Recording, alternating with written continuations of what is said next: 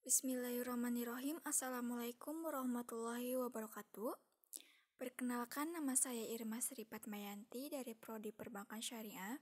Di sini saya akan memenuhi tugas saya ulangan akhir semester genap mata kuliah Psikologi Umum dari dosen pengampu Ibu Nurrohmatillah SPSI MPD dari Universitas Islam Al-Ihya Kuningan. Langsung saja. Soal yang pertama, mapping ruang lingkup psikologi umum.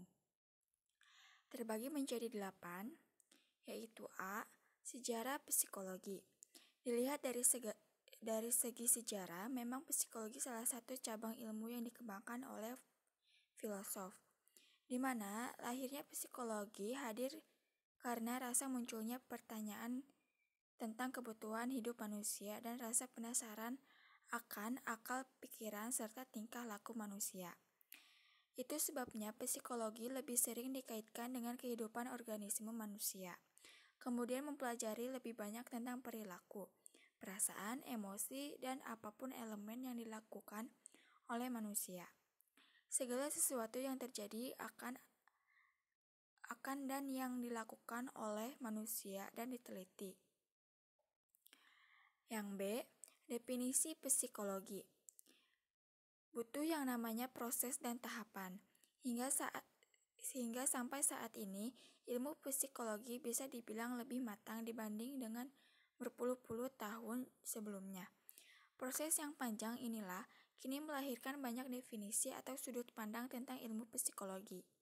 Contohnya pendapat dari Bruno pada tahun 1987 yang menegaskan bahwa ilmu psikologi menjadi 3, yaitu pertama, terdapat psikologi adalah studi yang mempelajari ruh. 2. Psikologi sebagai cabang ilmu yang mempelajari kehidupan mental. Dan yang terakhir, psikologi sebagai cabang ilmu yang mempelajari tingkah laku organisme. Yang C. Perbedaan jiwa dan nyawa. Jiwa adalah daya hidup rohaniah yang bersifat abstrak, sekaligus berperan sebagai motorik kegiatan yang akan dilakukan. Sedangkan nyawa sebagai daya jasmaniah yang bergabung pada hidup jasmani, yang kemudian menimbulkan perbuatan badaniah, yang juga ditimbulkan lewat belajar juga. D. Objek psikologi. Objek psikologi mempelajari gejala yang nantinya akan menimbulkan perilaku. Objek psikologi inilah yang nantinya akan dibagi menjadi beberapa klasifikasi, yaitu pertama, gejala pengenalan atau kognitif, yang akan mempelajari tentang pengamatan, fantasi, tanggapan, ingatan, kecerdasan, asosiasi, dan berpikir. Yang kedua, gejala-gejala perasaan atau afektif.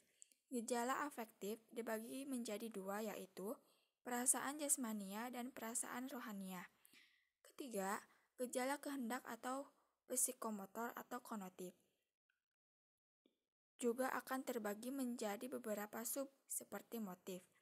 Dan terakhir adalah gejala campuran yang meliputi perhatian, kecerdasan emosional, dan kelelahan. E. Manfaat psikologi.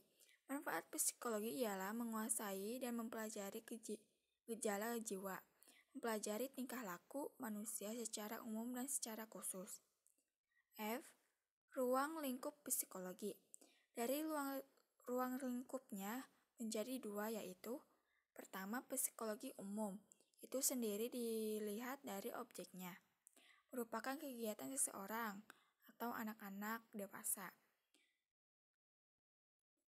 dalam menjalankan aktivitas psikis, misalnya mempelajari sifat dan kewajiban manusia dewasa atau sekedar mengamati orang gila.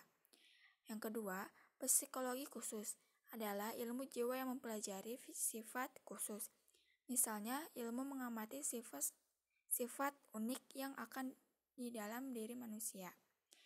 G.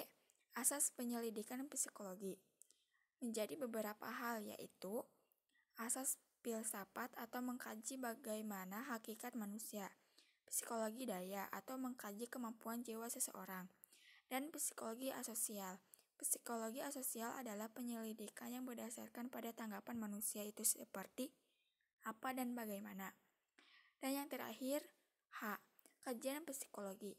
Kajian psikologi terdiri dari psikologi perkembangan sosial, pendidikan, kepribadian, dan kognitif.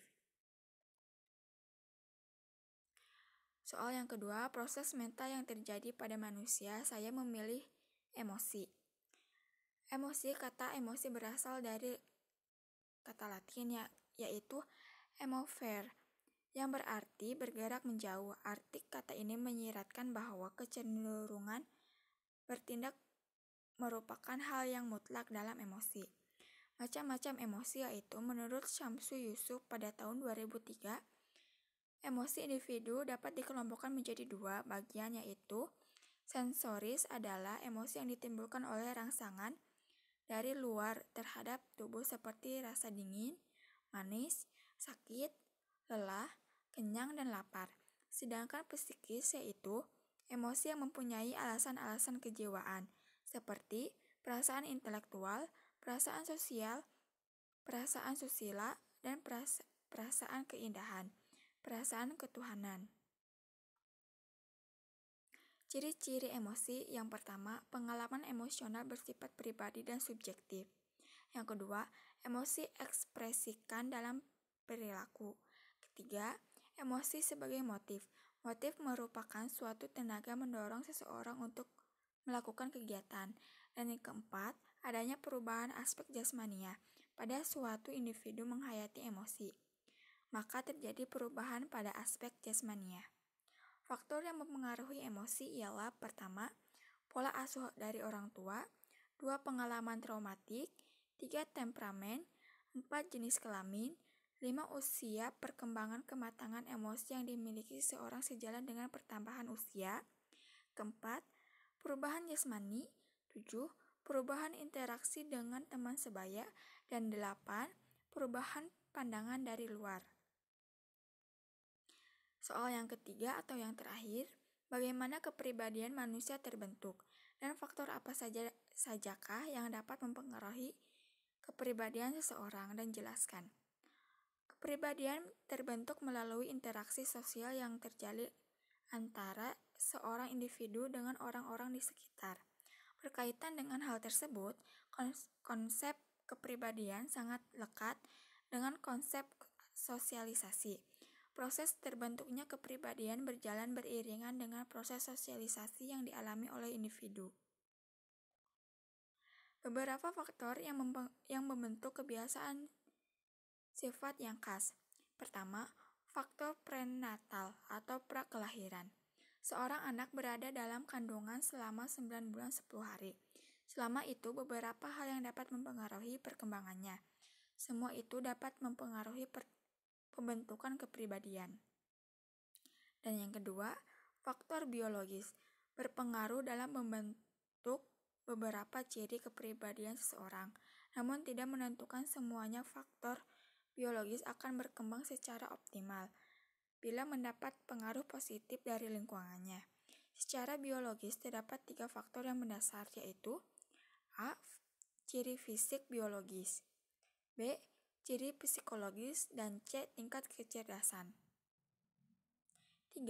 Faktor geografis. Erat kaitannya dengan lingkungan. Lingkungan merupakan segala sesuatu yang ada di sekitar, baik keadaan fisik, sosial, maupun budaya. Contohnya antara lain ialah A. Lingkungan fisik dan lingkungan sosial. Sekian penjelasan dari saya. Kurang lebihnya mohon maaf. Wabillahi taufiq wal hidayah. Wassalamualaikum warahmatullahi wabarakatuh.